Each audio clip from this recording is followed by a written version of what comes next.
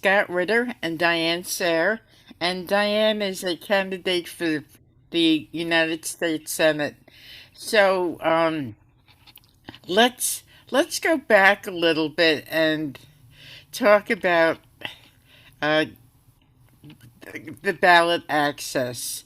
It was Andrew Cuomo who raised the bar from 15,000 signatures to 45,000.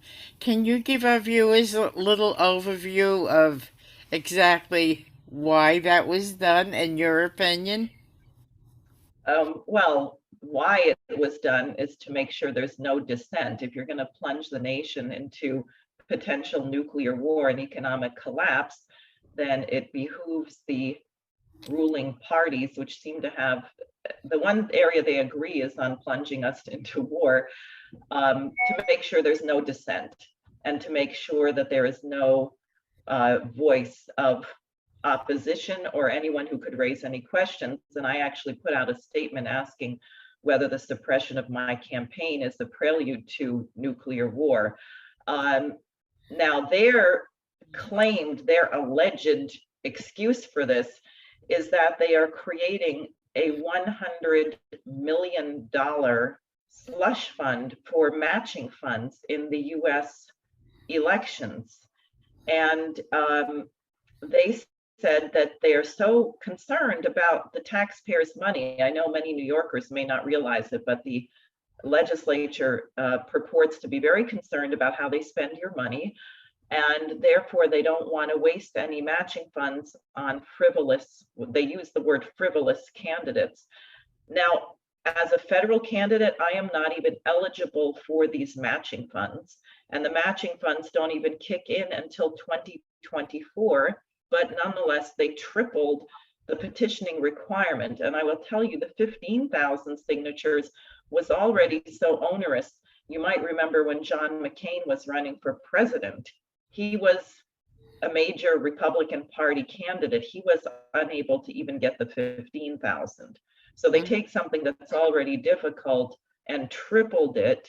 And as a result, the Libertarian Party, which has actually won 107 different elections in New York over years, the Green Party, which has won a number of elections, long established minority parties, neither of them was able to get this requirement. And in fact, it turned out that I was the only person in the state who was able to get on the ballot through this outrageous method. And I did submit 66,000 signatures, and they were of a high enough quality that no one even challenged them.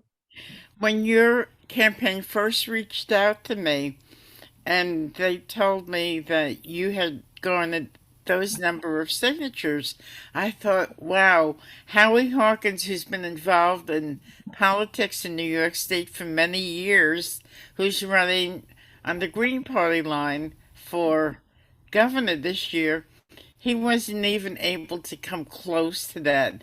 And I'm thinking, if Howie can't do it, how did Diane do it? So can you give us a little overview of how you did it? I mean, that's a daunting figure. Well, I have to tell you, I actually don't like the way I did it because I only had 200 volunteers and I had wanted to get 400 or 500. Because we knew we had no room for error and we couldn't be below 2,000 signatures any day because there's a time limit. So people had to work very, very hard. I had the advantage, as you know, of having worked with Lyndon LaRouche for 30 years, and we had successfully gotten him on the ballot twice in New York. So there were a handful of older stalwarts, because the last time I think was the 2000 election, so that was quite a while ago. But we had a handful of people who knew the crazy legal picky details who were able to help. But it was largely a new network of volunteers. And I told them at the beginning, I said, you can't pay people for this. I'm not hiring petitioning firms because what we're going to have to do is impossible. And therefore, you're not going to clock in and clock out. There's not going to be a time when you can cut. You can't say, I'm not doing it because it's raining or it's snowing. I mean, the first day of petitioning was April 19th. I was on my way to Buffalo and they had these big signs over the road, heavy snow. expected. So the first day we're in a snowstorm, and you had to get the 2,000 signatures every day or not make it. And we made a focus, actually, nuclear war. When people would ask the petitioners or ask me, well, what does she stand for? I would say, I stand for that we are in danger of a nuclear war, and that's not a good policy, and it's not going to balance the budget. And then often also, interestingly, people would say, what party? Independent. I'm not with the parties, I'm with LaRouche. And they'd say, oh, thank God, I just left X party. I just left the Democratic Party. I just left the Republican Party. I'm so fed up. And I think it was that message, and also the realization among my supporters that we have a real danger, that they were willing to go the extra mile. I mean, it really wasn't easy. They had all these crazy things. Imagine they used COVID as an excuse for why you can't stand in front of a store and petition. So grocery stores that we've been able to do 20 years ago, you'd go there, talk to the manager, and they'd say, oh no, sorry, our headquarters said since COVID, no one is allowed to be in front of the grocery store.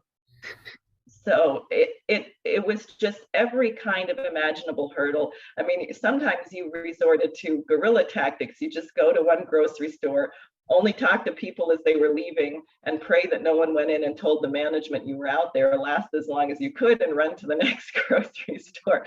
I mean, that's what people were doing, and that's how we did it. And I know that people in the Libertarian and Green parties were actually very disappointed that I did it, because they have been involved in legal cases saying that this is impossible. Now, if I succeeded, it demonstrates that it's not impossible, but I would be the first one to join them and say it is impossible. No one should be required to do this. For 6 weeks, I did nothing except worry about the petitioning. I did not speak at any event unless I knew I could get at least 100 signatures there. It was all consuming. We weren't able to raise funds during that time. We worked on raising a lot of money going into it, so we could I mean, even though I didn't pay people to petition, it cost about $80,000. I had 3 lawyers. We had to put gas in the cars. We had to rent housing, and I mean, it's just an outrageous requirement. Mm-hmm. Mm-hmm. I agree. So you got on the ballot. From the time you got on the ballot till the time the blacklisting came up, what time frame are we looking at? Well, let's see. I submitted the petitions on May 31st, and then they had this whole challenge period, and I forget what the date was. Maybe about 10 days later, it was clear that I was going to be on the ballot and not be challenged. So that would be June. The meeting of the Center for Countering Disinformation in Ukraine was July 14th. Okay. That's when they released the first kill list, which had 72 people on it, including myself, Scott Ritter, Helga Zepp-LaRouche, Tulsi Gabbard, Rand Paul, others. We didn't really find out about it till August, because they didn't have, the names were sort of done as an image, so you couldn't really find them on search engines in that way. So the meeting was July 14th. We learned about it in August and began taking action. And I think Scott's letters to the New York delegation, as published in Consortium News, were actually very important in terms of a leading initiative against the idea that the US Congress would be voting to send money to an agency which was seeking to silence, that is, to crush First Amendment rights of American citizens, and not only violate their First Amendment rights, but put people in danger of physical harm. So, Scott, you were on the list as well as Diane. So, share your views on the whole blacklist situation. Well, before I do that, let me focus on one thing that Diane spoke of. The single issue that she raised to get on this list, the single issue that motivated 66,000 New Yorkers to sign their names to a petition, was the danger of nuclear war. And here we are today on the brink of a nuclear conflict. I don't know if your listeners know this. Right now, there's a NATO nuclear exercise taking place that is literally practicing to drop bombs on Russia. Now, Russia responded with their own nuclear weapons exercise that is literally practicing to drop bombs on NATO. The difference here that Russia does not have a doctrine of preemption. The United States does. Joe Biden ran for president saying that one of the first things he'd do is ensure that there was a statement of sole purpose, that the only purpose of America's nuclear arsenal was for deterrence, and we would only use nuclear weapons in retaliation. Hey, Joe, what have you done? Nothing.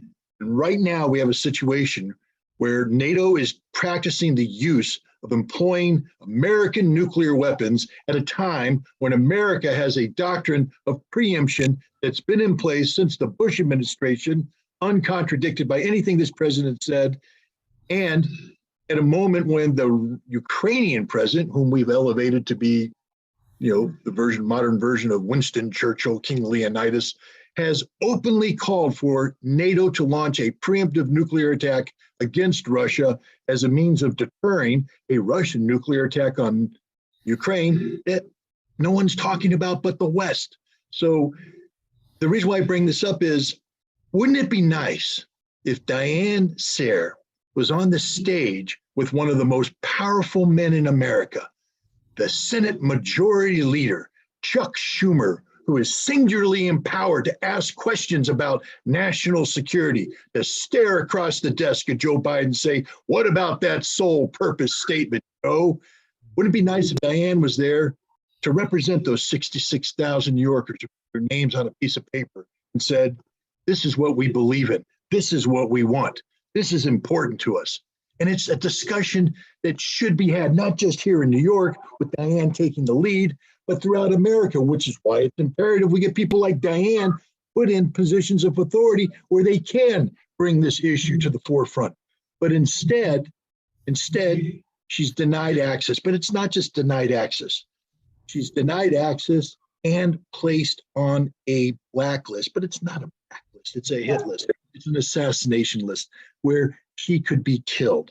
And it's not an idle threat. There are lunatics right here in the state of New York, Ellenville, where they have a statue erected to Stepan Bandera and 4 other Nazi-supporting Ukrainian ultranationalists dating back to the Second World War. And every year they hold torchlight parades in honor of this guy.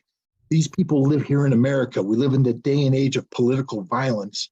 And somebody like Diane Sare, who should be on a stage with Chuck Schumer debating nuclear war and the future of the United States and the world, is instead having to worry whether or not one of these lunatic fringes are going to take action because she's been put on a list funded by the United States government, supported by the United States government, sustained by the United States government. And even though we brought it to the attention of Chuck Schumer and everybody else, they're doing nothing about it. That's the crime. Again, Diane, I'm not a political person, and I can't sit here and say, I endorse Diane Sare for Senate. I can't do that. I wouldn't endorse anybody for Senate. But I'll tell you what, I endorse your presence on the stage. I endorse your message.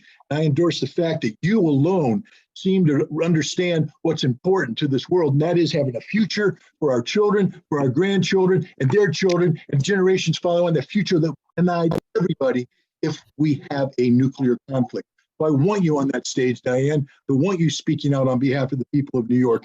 And it's just a darn shame that they're silencing you in this manner. Well, have you contacted Spectrum News, and what was their reaction? You're asking me? Yes.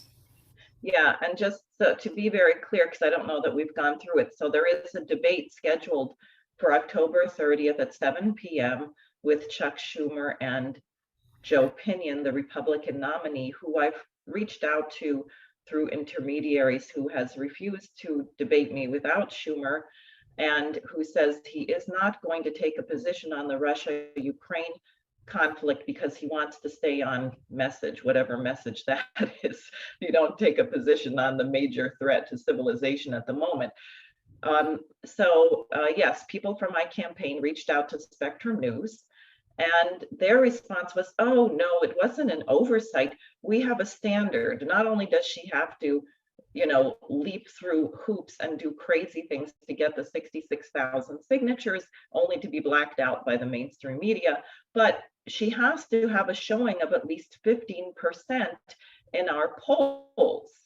So now I had a little hint about what was going on because a couple of my supporters had called in to report that they had been called by people polling, who are you voting for US Senate? And they would say Diane Sare, and the pollster would say, oh, we're sorry, that's not on the list. You have to choose from Schumer or Pinion. So I'm supposed to be getting 15% on a poll where they're not allowed to say that I am their choice of candidate. And we went ahead and were able to get the questions being asked from 3 of the 4 polling agencies, just so we're not going on hearsay. And it's absolutely the case. My name is not included in the polls that they are using to determine who gets to be in this debate. It's breathtaking. This whole thing is breathtaking. And the average person has no idea of the mechanisms used to keep independent voices off the main stage. And, I don't know what it's going to take for people to wake up and realize that. But when we're on the brink of a nuclear war, you would think that the time is now, wouldn't you? I would, and I'll tell you what is interesting is there are some breaks coming from certain leftist organizations and people who've been active around Julian Assange and people who've been active around Bernie Sanders. My schedule, interestingly, is getting completely out of control. I'm having multiple events and interviews going on every day. I even got on WABC, although it was a program from 1 to 5 in the morning. But I was interviewed for about 25 minutes by Frank Morano, who said that he always likes to interview independent candidates. And when he heard that I wasn't being included in the debate, he decided to include me, and he wanted to discuss the Ukraine situation. He introduced me by saying, this candidate has a completely different take on Ukraine and Russia than what you're getting from the news media. We spoke about the hit list. We talked about LaRouche. He said, many people told me not to have you on because you were an associate of LaRouche and he's a cult leader and crazy. And what do you have to say about that? Gave me an opportunity to talk about LaRouche's work with Reagan to try and prevent a nuclear war by developing a technology, a laser technology, to give us a way to make nuclear missiles obsolete. And that apparently was a great crime for which LaRouche was not forgiven. The interview ended somewhat abruptly when I said that most of the world believes that the US blew up Nord Stream 1 and 2 pipelines, but he did play that part of the interview. So there are a lot of people who want to hear what I have to say, not because of me per se, but because people are actually very, very alarmed about the danger. I also wanted to report what I found of great interest when we had our second rally outside of Schumer's office. I had a 10-foot banner, so not subtle, which had a picture of Schumer on one end and a picture of Stepan Bandera and the Azov little wolf-spangled symbol on the other end. And the banner said, why is Schumer supporting Nazis in Ukraine? Mm-hmm. And I actually thought people were going to freak out or threaten to beat us up, and maybe because we had about 50 or more people out there. I didn't get anything like that. And I think actually many people know that we're arming Nazis. I mean, we did have 40 congressmen in 2018 write a letter saying we shouldn't give money to the Azov battalion and neo-Nazi groups. People do know this, but the narrative is so controlled by the media that I think people don't dare to say what they know because they're afraid their neighbor may look at them cross-eyed, even though their neighbor may think the same thing. And I think that's why they have to, or they're going to try very hard. I intend to get into this debate. I'll tell you, I'm not accepting this. I intend to get in there somehow, to make it such a scandal in the US and internationally that they're forced to include me or cancel it altogether. We'll see. But I think that's part of the fear. The truth has a certain power to resonate in a crisis, and they can't afford to have someone telling the truth, because everyone will say, yeah, I knew that. Yeah, I agree, but they haven't dared to give voice to it themselves. It requires leadership. So, the Senate Majority Leader is Jewish, but yet he's supporting the Nazis in the Ukraine. I find that so hard to comprehend. Scott, what do you think? Well, here we go. One of the most difficult issues to talk about in America today is the Jewish issue. Look, Americans and Americans and American, I don't care what your religion are, you're an American. I don't care what your color is, I don't care what anything. If you're a citizen of this country, you're an American as far as I'm concerned. But you have to be consistent with the values you adhere to, that you claim, that you purport to represent. Chuck Schumer has run famously on his Jewishness. He speaks about his support of Israel. He talks rightfully, he has supported policies about the Holocaust and fighting Holocaust denial, ensuring that never again is something that's taught here in New York schools. I mean, there's a law that it has to be taught in New York schools, that you can't minimize the role of the Holocaust. So why in God's name, Chuck, are you supporting the very people who killed Jews in World War II? I don't understand it, Chuck. There's literally no consistency here. There's nothing but hypocrisy. You either stand for something or you don't. And you don't stand for anything, Chuck, because if you did, you would never support a government that puts Stepan Bandera as their national hero, who elevates the sickening ideology of Ukrainian ultranationalism that's responsible for the deaths of thousands of Jews. Look up Bobby Yar, who pulled the trigger. You know who gave the order? Look up who pulled the trigger. Look it up who slaughtered hundreds of thousands of Poles, hundreds of thousands of Russians. Stepan Bandera is a sickening figure.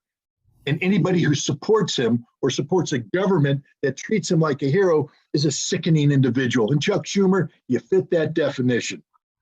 Do you think that the desire of the American government to crush Russia is more overwhelming than their heritage if they're Jewish? What do you think? That's a difficult question for me to answer, because that's only something that Chuck Schumer can answer. I would say that politics oftentimes overtakes integrity. And clearly Chuck Schumer is a politician. And look, I'll be frank, Chuck Schumer doesn't know a damn thing about Russia. So I can't sit here and tell you that Chuck Schumer honestly is pursuing a policy of crushing Russia. He doesn't know what Russia is. He doesn't know who Putin is. He doesn't know anything about our policy. If Chuck Schumer was put on the stage with someone like Diane Sare, he'd be left to be a bumbling idiot when asked to address in a substantive fashion some of the underlying issues pertaining to the potential of nuclear conflict between Russia and the United States. So I can't sit here and say that Chuck Schumer believes in a policy. Chuck Schumer is a politician who knows he cannot contradict the policies of the president of the United States when that president is a Democrat. So that's why Chuck is doing it. It's purely political. It has nothing to do with underlying values or beliefs or sentiments, whereas Diane does take a moral position on nuclear weapons that is firmly founded in her deep understanding of U.S.-Soviet, U.S.-Russian relations. It would be amazing to see somebody of her caliber on the stage able to present these issues to somebody like Chuck Schumer, where the New York audience could watch. I just wonder what would happen in an election where Chuck Schumer's supposed to win overwhelmingly because, oh my God, we all love Chuck, only to have him exposed as this dumbest man on the planet when it comes to the things that matter most, the survival of our children, our grandchildren, our way of life. Diane is the candidate that could bring that out. And I just certainly hope she gets on that stage. Dennis, I have neglected to say hello to you. Do you have any thoughts? I think uh, what's being said is very, very, very clear.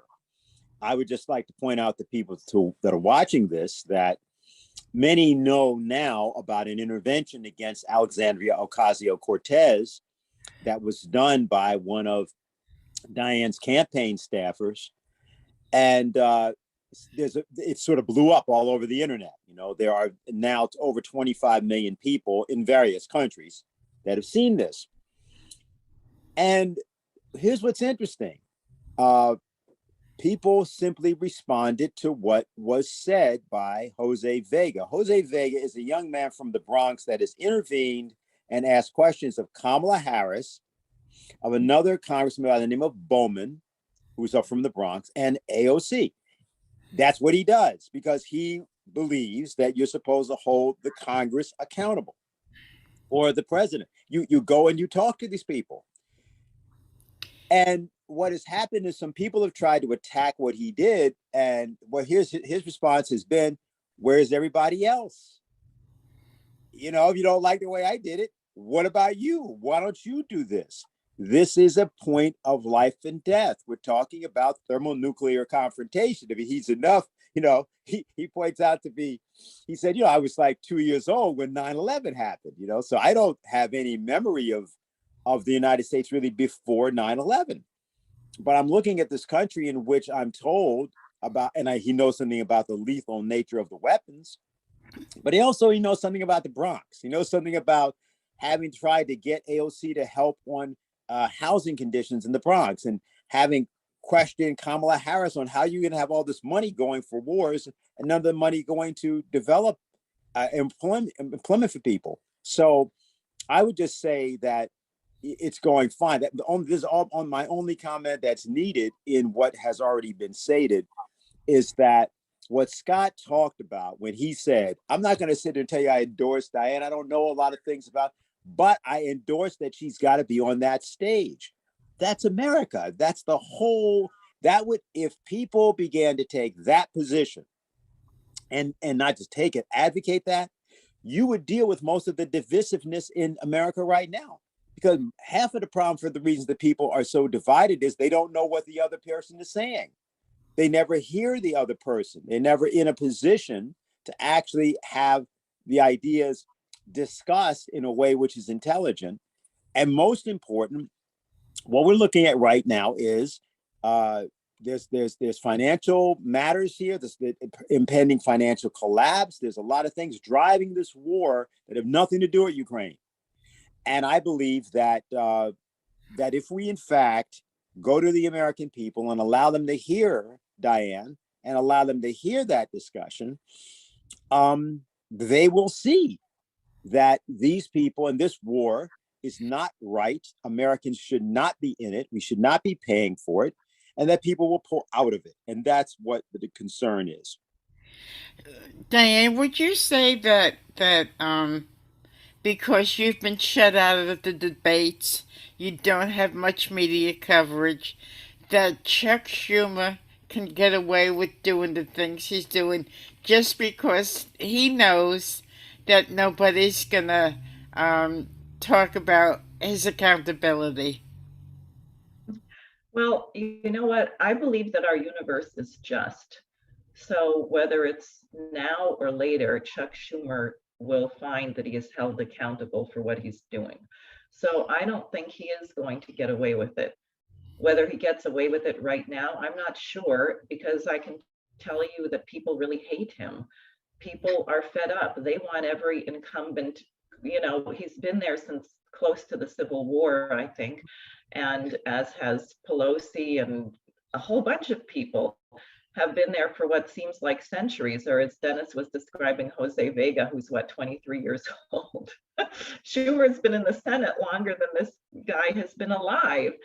So he's already being punished. I actually find it amusing that me, with my meager resources, I mean, we've done a good job and people have contributed generously, but I certainly don't get any dark money and don't have millions of personal dollars to put into this.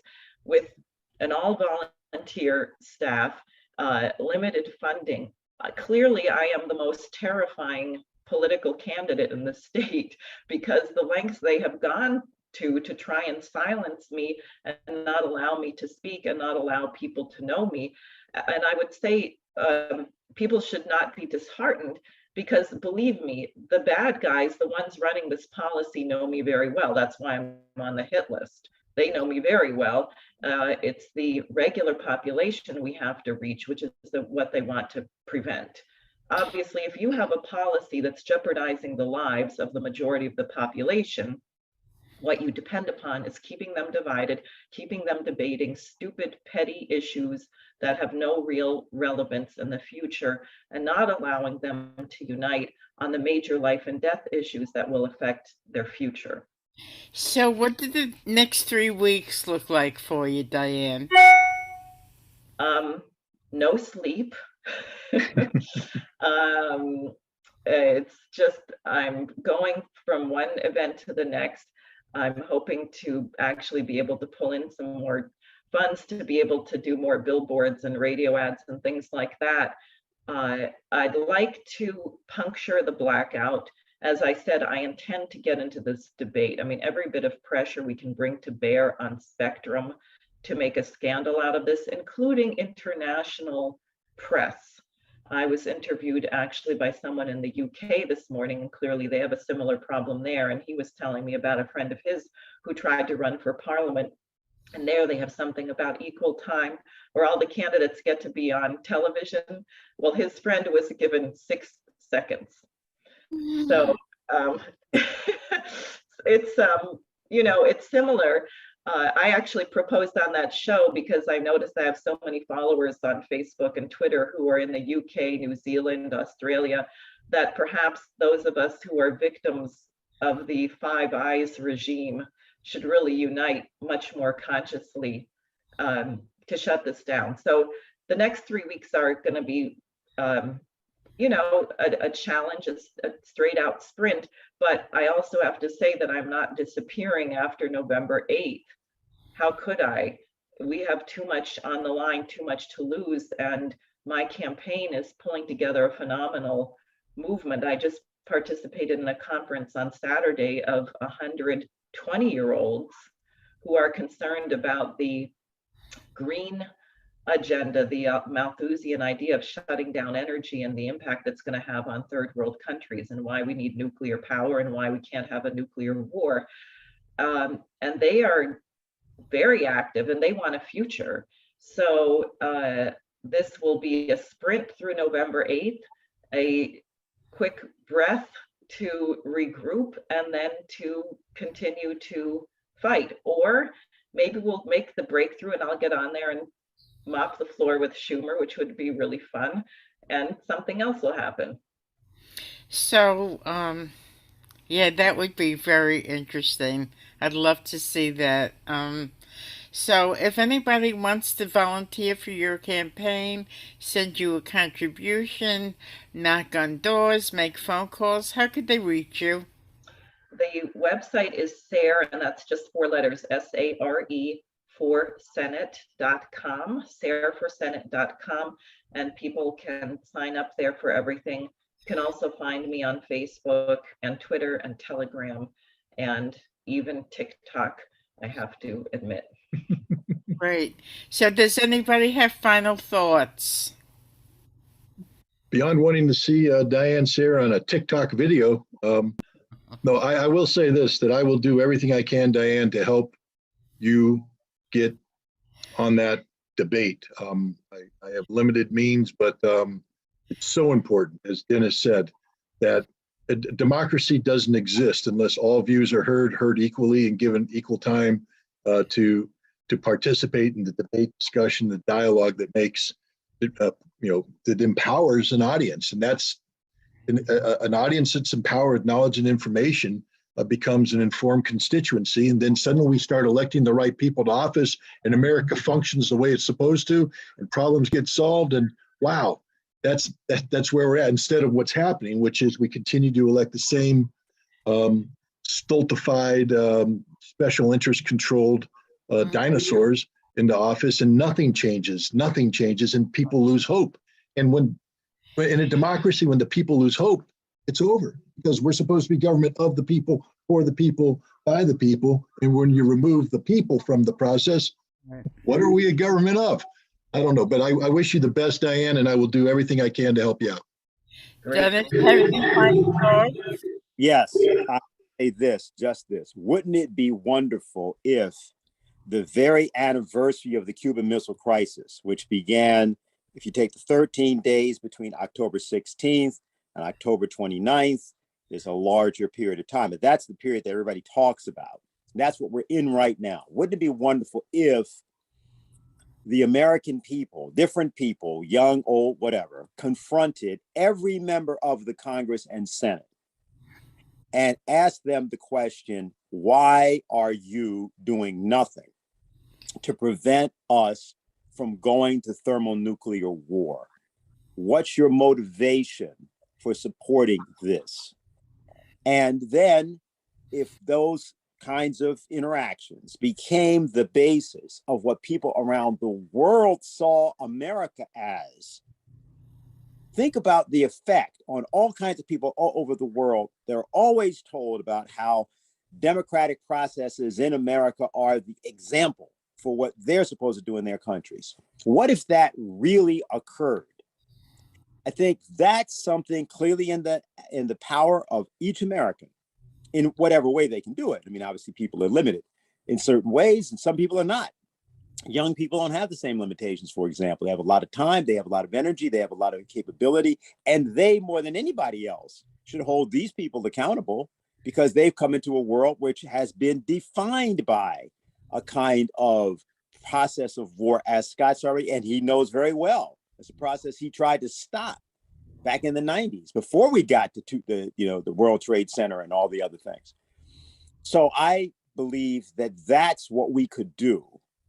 And I hope that Diane's example and Scott's example, Jose Vega and Kyan Thistlewaite's example, all these people, that this inspires that in the next days.